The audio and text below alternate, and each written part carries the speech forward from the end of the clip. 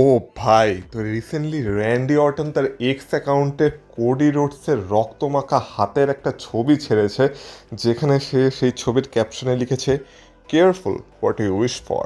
তো এই ছবিটা দেখার পর মনে হচ্ছে কোডি রোডসের অবস্থা তো আরও খারাপ হতে চলেছে। আর এমনিও কালকে যে স্ম্যাকডাউনটা হবে, সেই স্ম্যাকডাউনে কোডি রোডসকেও অ্যাডভার্টাইজ করা হয়েছে। এবার আগের সপ্তাহে কোডি রোডসের যা হাল করেছিল র্যান্ডি অর্টন, সেটা দেখে মনে তো হয় না এই সপ্তাহে কোডি রোডস আসতে পারবে বলে, কিন্তু যদি আসে তাহলে তাকে র্যান্ডি অর্টনের থেকে তো বেঁচে থাকতে হবে। কিন্তু তার সাথেই এই ভিডিওতে ডাব্লিউডাব্লিউর আরও কিছু খবরাখবর নিয়ে কথা বলবো, রাসেলমেনিয়ায় কিছু সুপারস্টারের স্ট্যাটাস নিয়ে কথা বলবো, আর তার সাথে কিছু সেলিব্রিটি হয়তো রাসেলমেনিয়ায় আসতে চলেছে, সেই নিয়ে কী চলছে সেটা নিয়েও কথা হবে। তাই ভিডিওটা পুরোটা দেখো, স্কিপ করো না, কারণ তোমরা দেখছো Rachel entertainer. So let's start the entertainment.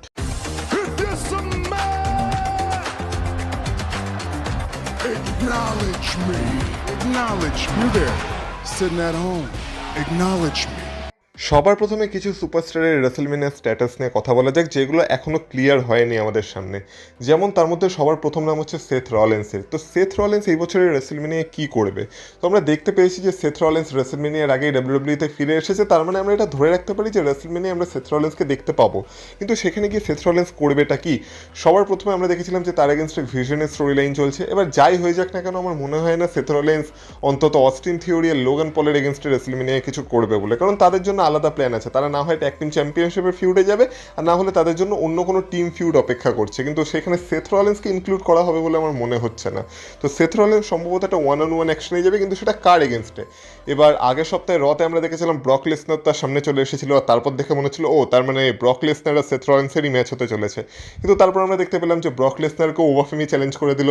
তো সেথ রলিন্সের জন্য ওই প্ল্যানটাও নেই। তো এখন মনে করা হচ্ছে যে এখনও ডাব্লিউডাব্লিউ এটা বিশ্বাস করে যে আমাদের ব্রন ব্রেকার রেসেলমেনিয়ার আগে মেডিকেলি ক্লিয়ার হয়ে যাবে, মানে তার সাথে যা মেডিকেল সমস্যা আছে সেগুলো রেসেলমেনিয়ার আগে সব ঠিক হয়ে যাবে, আর ব্রন ব্রেকারও নিজেকে ঠিকমতো রিকভার করে ফেলবে। আর অ্যাকচুয়ালি এখনও ডাব্লিউডাব্লিউ সেথ রলিন্স ভার্সেস ব্রন ব্রেকারের ম্যাচের দিকেই দেখছে। আর যদি ব্রন ব্রেকার রেসেলমেনিয়ার আগে সত্যি সত্যি ঠিক হয়ে যায়, তাহলে আমরা রেসেলমেনিয়াতে সেথ রলিন্স ভার্সেস ব্রন ব্রেকারের ম্যাচই দেখতে পাবো। কিন্তু আনফর্চুনেটলি যদি ব্রন ব্রেকার ঠিক না হয়, তখন হয়তো ডাব্লিউডাব্লিউকে কোনো অন্য প্ল্যানে যেতে হবে, আর তখন সেথ রলিন্সের জন্য অন্য কোনো ম্যাচের কথা ডাব্লিউডাব্লিউ ভাবতে পারে। কিন্তু আপাতত এই মুহূর্তে দাঁড়িয়ে ডাব্লিউডাব্লিউর মাথায় সেথ রলিন্স ভার্সেস ব্রন ব্রেকারের ম্যাচের কথাই চলছে, আর ডাব্লিউডাব্লিউ এটা আশা করছে যে রেসেলমেনিয়ার আগে ব্রন ব্রেকার পুরোপুরি ঠিকঠাক হয়ে যাবে। আর দ্বিতীয় যে নাম, সে হলো আমাদের Gunther, the ring general, the career killer Gunther. তো গুন্থার রেসেলমেনিয়াতে কী করবে? এবার গত বছর থেকে আমরা দেখেছি গুন্থার পরপর 3টে লেজেন্ডকে ডাব্লিউডাব্লিউ থেকে রিটায়ার করে দিয়েছে, গোল্ডবার্গকে, জন সিনাকে, এজে স্টাইলসকে। কিন্তু সেই গুন্থার রেসেলমেনিয়ায় কী করবে আমরা সেটাই এখন বুঝতে পারছি না।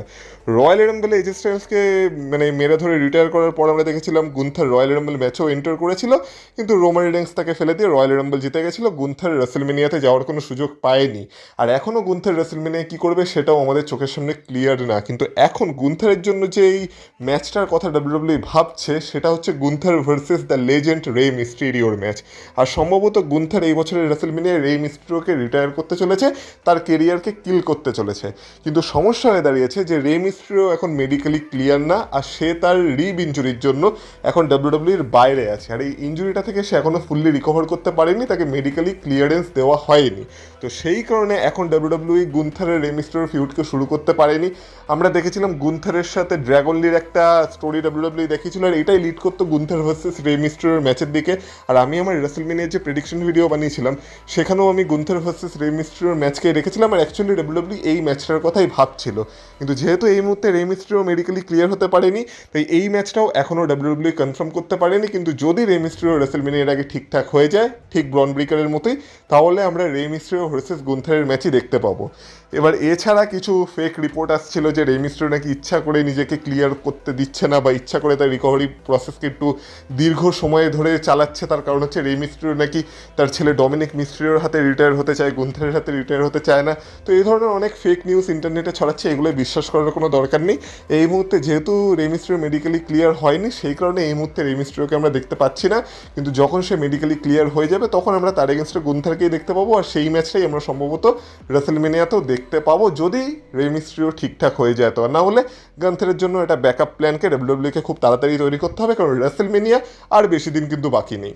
নেক্সট কথা বলা যাক ওবা ফেমির ডাব্লিউডাব্লিউ ফিউচার ফিউচারের। তো এই উইকের রতে আমরা দেখেছিলাম ওবা ফেমি এসে ব্রক লেসনারের অবস্থা খারাপ করে দিয়েছিল, তার বুকের উপর পা তুলে রেসেলমিনিয়া সাইনের দিকে পয়েন্ট করেছিল, এটা জানিয়ে দিয়েছিল আমাদের যে এই বছরের রেসেলমিনিয়াতে ব্রক লেসনার ভার্সেস ওবা ফেমি হতে চলেছে। কিন্তু এই তো সবে ওবা ফেমি শুরু। ওবা ফেমির এই মুহূর্তে বয়স মাত্র 27 বছর, আর তাকে যখন তার ডাব্লিউডাব্লিউ ফিউচারের কথা জিজ্ঞাসা করা হয় তখন সে বলে সে অন্তত 50 বছর অবধি ডাব্লিউডাব্লিউতে কাজ করতে চায়। সে এটাও বলেছে তার নাকি যখন বয়স 30 বছর হবে তার আগেই নাকি সে ডাব্লিউডাব্লিউতে ওয়ার্ল্ড চ্যাম্পিয়ন হয়ে যাবে, এরকম তার মনে হচ্ছে। তো তার মানে আমরা বুঝতে পারছি যদি সত্যি সত্যি ওবা ফেমি 50 বছর অবধি ডাব্লিউডাব্লিউতে কাজ করতে চায় তাহলে এখনও 23 বছর তার হাতে পড়ে আছে, আর আমরা নেক্সট 23 বছর অবধি ওবা ফেমিকে ডাব্লিউডাব্লিউতে দেখতে পাবো। আর শুরুর দিকেই যদি ওবা ফেমি এরকম একটা ডমিনেটিং ক্যারেক্টারের সাথে ডাব্লিউডাব্লিউতে আসে যে কিনা তার কেরিয়ারের শুরুর দিকে ব্রক লেসনারের এগেনস্টে রেসেলমেনিয়াতে ম্যাচ পাচ্ছে, তাহলে যদি সে আগামী 23 বছর ডাব্লিউডাব্লিউতে কাজ করে তাহলে তার কেরিয়ার কোন লেভেলে যেতে পারে শুধু কল্পনা করে দেখো। আর সে তো এটাও বলেছে তার মনে হচ্ছে যে তার বয়স 30 বছর হওয়ার আগেই সে ডাব্লিউডাব্লিউতে একবার ওয়ার্ল্ড চ্যাম্পিয়ন হয়ে যাবে। আর কেন নয়, যে কিনা তার ফার্স্ট রেসেলমেনিয়াতেই ব্রক লেসনারকে ফেস করছে, সে ডাব্লিউডাব্লিউতে যে খুব তাড়াতাড়ি ওয়ার্ল্ড চ্যাম্পিয়ন হতে চলেছে এই বিষয়ে তো কারো কোনো সন্দেহ থাকার কথা না। তো ওবা ফেমির ফিউচার ডাব্লিউডাব্লিউতে ব্রাইটই মনে হচ্ছে যদি ট্রিপল এইচ ওবা ফেমিকে ঠিকঠাক ইউজ করে। তো এবার ওবা ফেমির কথা তো হলো, কিন্তু রিসেন্টলি আমরা ডাব্লিউডাব্লিউতে বেলা টুইন্স মানে নিকি বেলার ব্রি বেলাকেও দেখতে পেয়েছি, যেখানে ব্রি বেলার ডাব্লিউডাব্লিউতে একটা রিটার্ন হয়েছে। কিন্তু এই বেলা টুইন্সকে আমরা কত সময় ধরে ডাব্লিউডাব্লিউতে দেখতে পাবো?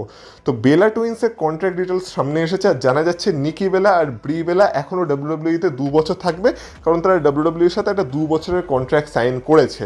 তো আপাতত 2 বছর আমরা বেলা টুইন্সকে ডাব্লিউডাব্লিউতে দেখতে পাবো, তারপর যদি তারা তাদের কন্ট্রাক্টকে রিনিউ করে তাহলে আরও হয়তো বেশি বছর আমরা দেখতে পাবো, আর যদি না করে তাহলে সেখানেই তাদের রিটায়ারমেন্টও হয়ে যাবে। আর হল অফ ফেমে তো তারা অলরেডি ইনক্লুড হয়েই গেছে। তো এখনও 2 বছর আমরা বেলা টুইন্সকে দেখতে পাবো। এবার দেখা যাক তারা ট্যাগ টিম ডিভিশনে কেমন কি করতে পারে, আর নাকি তাদের মধ্যেও আমরা কোনো ফিউড দেখতে পেতে পারি এই 2 বছরে, সেটা এখন দেখার বিষয় হবে। কিন্তু বেলা টুইন্সের ফ্যান্স, তোমাদের জন্য এটা আনন্দের খবর যে তোমরা এখনো 2 বছর বেলা টুইন্সকে ডাব্লিউডাব্লিউতেই দেখতে পাবে। মানে আপাতত 2 বছর নিকি বেলা আর ব্রি বেলা আমাদেরকে ছেড়ে কোথাও যাচ্ছে না। নেক্সট কথা বলা যাক রয় স্কিজের।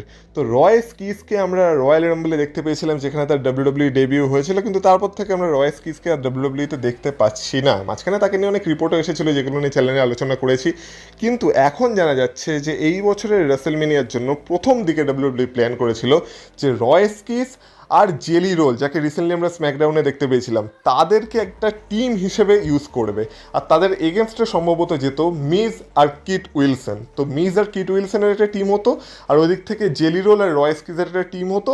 আর এই ম্যাচটাই আমরা রেসেলমেনিয়াতে দেখতে পেতাম। আর তার ঝলক আমরা আগের উইকে স্ম্যাকডাউনে পেয়েছি, যখন আমরা দেখেছিলাম যে জেলি রোল মিস টিভিতে এসেছিল, সেখানে কিট উইলসন তাকে ইন্টারাপ্ট করেছিল, তারপর কিট উইলসন আর জেলি রোলের মধ্যেও আমরা একটা হাতাহাতি দেখতে পেয়ে গেছিলাম। তো ডাব্লিউডাব্লিউর প্রথম দিকে প্ল্যান এটাই ছিল, কিন্তু এখন জানা যাচ্ছে যে এই ম্যাচটা সম্ভবত হতে পারে, কিন্তু জেলি রোলের পার্টনার হয়তো অন্য কেউ হতে পারে, কারণ রয় স্কিজকে এখন ডাব্লিউডাব্লিউ এর জেলি রোলের পার্টনার হিসেবে কনসিডার করছে না এই মুহূর্তে।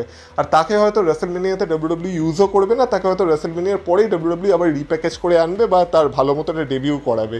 তো এই মুহূর্তে দেখে মনে হচ্ছে রয় স্কিজের জন্য ডাব্লিউডাব্লিউ এর কাছে আর কোনো প্ল্যান নেই। প্রথম দিকে সে জেলি রোলের পার্টনার হিসেবে আসবে ভেবেছিল, কিন্তু এখন ডাব্লিউডাব্লিউ সেই প্ল্যানটাকেও মনে হচ্ছে ফেলে দিয়েছে।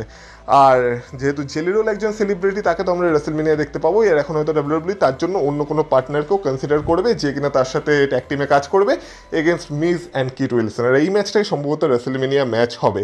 এবার সেলিব্রিটির কথা যখন হচ্ছে তখন কথা বলা যাক টম ব্র্যাডির।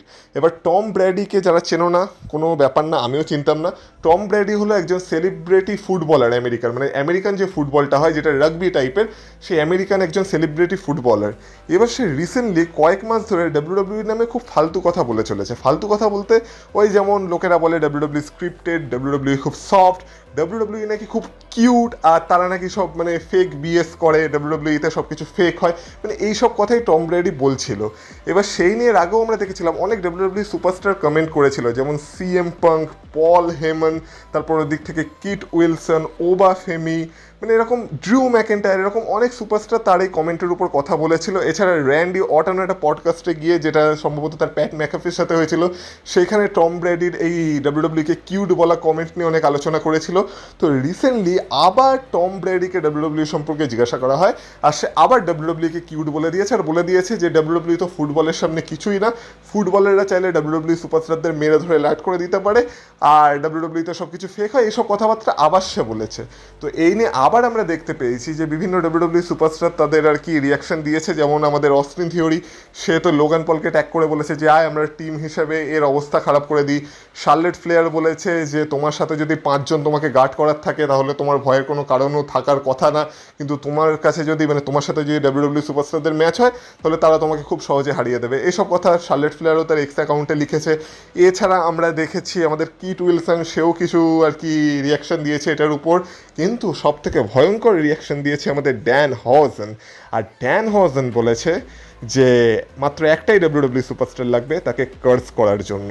হ্যাঁ, সেটাকে আমরা সবাই জানি, কিন্তু আমি তোমাদেরও বলে রাখি, তোমরা যদি ড্যান হোসেনের কার্স থেকে বাঁচতে চাও তাহলে তোমাদের একটা কাজই করতে হবে, ভিডিওটা ভালো লেগে থাকলে ভিডিওটাতে লাইক করতে হবে আর চ্যানেলটাকে সাবস্ক্রাইব করতে হবে, কারণ আমরা রেসেলমেনিয়ার আগে 20,000 সাবস্ক্রাইবার্সের একটা টার্গেট নিয়েছি, যেটা দেখে মনে হচ্ছে না আমি কমপ্লিট করতে পারবো বলে, কারণ তোমরা সাহায্য করছো না, কিন্তু আশা তো রাখতেই পারি, দেখা যাক কী হয়। তো প্লিজ সাবস্ক্রাইব করে দাও। কিন্তু এবার টম ব্র্যাডির কথায় ফিরে আসা যাক। তো টম ব্র্যাডি হঠাৎ করে ডাব্লিউডাব্লিউকে নিয়ে এইসব কথা কেন বলছে?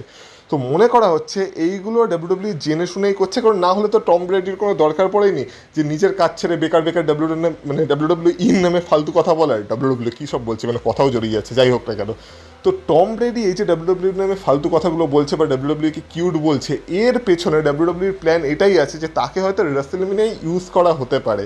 আর টম ব্র্যাডি সম্ভবত রেসেলমেনিয়া অ্যাজ এ সেলিব্রিটি হিসেবে আসতে পারে, আর তার কোনো একটা ম্যাচ হয়তো ডাব্লিউডাব্লিউ রেসেলমেনিয়ায় করাতে পারে, আর সেটাকেই হাইপ করার জন্য ডাব্লিউডাব্লিউ সোশ্যাল মিডিয়ায় এই আর কি এত উত্তেজনাপূর্ণ একটা মহল তৈরি করে রেখেছে বা এই ঝামেলাগুলো করিয়ে বেড়াচ্ছে। আর টম ব্র্যাডি এই কারণেই হয়তো ডাব্লিউডাব্লিউকে নিয়ে বারবার কমেন্ট করে যাচ্ছে, মানে এরকম ধারণা রাখা হচ্ছে। এখনও কনফার্ম কিছু হয়নি, কিন্তু যেহেতু এখানে রেসেলমেনিয়ার কথা হচ্ছে, আর রেসেলমেনিয়া আমরা দেখেছি যে সেলিব্রিটি ইনভলভমেন্ট থাকে, আমরা জেলি রোলের কথাও বললাম, তাকেও একটা পার্টনার দিতে হবে। তো এই সব দিককে মিলিয়ে দেখা হলে মনে হচ্ছে টম ব্র্যাডিকে কোনো না কোনোভাবে ডাব্লিউডাব্লিউ রেসেলমেনিয়ায় ব্যবহার করতে চলেছে। আর আমরা এর আগেও দেখেছি যে টম ব্র্যাডি ডাব্লিউডাব্লিউর উপর ইন্টারেস্ট তো আছে, কিন্তু সে হঠাৎ করে ডাব্লিউডাব্লিউর নামে কেন এত বেকার কথা বলছে সেটাই এখন ভাববার বিষয়। তার জন্যই লোক এটা মনে করছে যে এই সবের পেছনে ষড়যন্ত্র ডাব্লিউডাব্লিউ করছে, আর আলটিমেটলি আমরা টম ব্র্যাডিকেও রেসেলমেনিয়াতে দেখতে পাবো কোনো একটা সেলিব্রিটি ম্যাচে। এবার তোমাদের কি মনে হয় তোমরা আমাকে অবশ্যই কমেন্ট বক্সে কমেন্ট করে বলতে পারো। কিন্তু এবার আমাদের শেষ আপডেটে আসা যাক, আর এবার কথা বলা যাক রোমান রিংস আর সিএম পাঙ্কের। তো রোমান রিংস আর সিএম পাঙ্কের ম্যাচটা আমরা রেসেলমেনিয়া দেখতে চলেছি, কিন্তু এরকম মনে করা হচ্ছে যে রেসেলমেনিয়াতে এই ফিউডটা পুরোপুরি শেষ হবে না। ওরা হ্যাঁ, মাঝখানে একটা কথা বলে রাখি, হঠাৎ করেই বাইরে কালবৈশাখী শুরু হয়ে গেছে, খুব জোরে বৃষ্টি পড়ছে, তো যদি ভিডিওতে কিছু ব্যাকগ্রাউন্ড আওয়াজ এসে থাকে বা ব্যাকগ্রাউন্ড নয়েজ এসে থাকে বুঝবে সেটা বৃষ্টির শব্দ, তো প্লিজ একটু ম্যানেজ করে নিও ব্যাপারটা। যাই হোক না কেন, তো রোমান রিংস আর সিএম পাঙ্কের ম্যাচ রেসেলমেনিয়াতে তো হবে, কিন্তু রেসেলমেনিয়ার পরেও মনে করা হচ্ছে এদের ফিউড কন্টিনিউ হবে, মানে রেসেলমেনিয়াতেই রোমান রিংস আর সিএম পাঙ্কের গল্প শেষ হবে না। এবার রেসেলমেনিয়ার রেজাল্ট যাই হোক না কেন, রোমান রিংস নতুন চ্যাম্পিয়ন হয়ে বেরাক বা সিএম পাঙ্ক তার চ্যাম্পিয়নশিপ রিটার্ন করে নিক, আমরা এদের মধ্যে ভবিষ্যতেও আরও একটা ম্যাচ দেখতে চলেছি। সম্ভবত এদের ফিউড আরও এক্সটেন্ড করা হবে। আর আমি একটা ভিডিও বানিয়েছিলাম যেখানে রক কীভাবে এই ম্যাচে ইনভলভ হতে পারে সেটা নিয়ে আমি আলোচনা করেছিলাম, হয়তো সেই স্টোরিটাকেও ডাব্লিউডাব্লিউ ব্যবহার করতে পারে। তার মানে যারা সেই ভিডিওটা দেখোনি অবশ্যই গিয়ে একবার চেক আউট করো, সেই ভিডিওটাও কিন্তু বেশ ইন্টারেস্টিং, যেখানে আমি কিছু সুপারস্টারের হিল টার্নের কথা বলেছি, আর সেখানেই আমি আলোচনা করেছি যে কীভাবে রক এই স্টোরি লাইনে ইনভলভ হতে পারে। তো অবশ্যই সেই ভিডিওটা চেক আউট করো। কিন্তু তোমাদের কি মনে হচ্ছে এরপর যে যদি রেসেলমেনিয়ার পরেও রোমান রিংস আর সিএম পাঙ্কের ফিউড কন্টিনিউ হয়, তাহলে কি রেসেলমেনিয়ায় Roman Reigns as a champion বেরোচ্ছে কি বেরোচ্ছে না, এটা আমাকে কমেন্ট বক্সে কমেন্ট করে অবশ্যই জানিও। আর তার সাথে যদি ভিডিওটা ভালো লেগে থাকে ভিডিওটাতে অবশ্যই লাইক করে দিয়েছো। যেমন বললাম রেসেলমেনিয়ার আগে আমরা 20,000 সাবস্ক্রাইবার্সের একটা টার্গেট নিয়েছি, তো প্লিজ প্লিজ প্লিজ চ্যানেলটাকে সাবস্ক্রাইব করো, এই ভিডিওটাকে হাইপ করো, তোমার বন্ধুদের সাথে শেয়ার করো, তাদেরকেও সাবস্ক্রাইব করে দিতে বলো পারলে। আর তোমাদের গুরুত্বপূর্ণ মতামত কমেন্ট বক্সে কমেন্ট করে আমাকে জানাও। ফেসবুক আর ইনস্টাগ্রামে আমাকে ফলো করো, আর সেখানে খুব তাড়াতাড়ি আমি একটা কিউএন এর পোস্ট দিতে চলেছি, যেখানে প্রশ্ন আমি শুধুমাত্র ফেসবুক থেকেই তুলবো, সেটা নিয়ে পরে আলোচনা হবে, সেটা কোনো অফিসিয়াল হয়নি বা আমি কনফার্ম করিনি, সেটা খুব তাড়াতাড়ি দিয়ে দেবো। কিন্তু সেই জন্য তোমাদেরকে আমাকে ফেসবুক আর ইনস্টাগ্রামে ফলো করতে হবে, যার লিঙ্ক পেয়ে যাবে তোমরা এই ভিডিও ডেসক্রিপশনে। তো অবশ্যই গিয়ে তোমরা ফলো করে এসো সেখানে, আর তোমাদের সাথে কথা হবে আবার পরের ভিডিওতে। ততক্ষণ তোমরা ভালো থেকো, টাটা।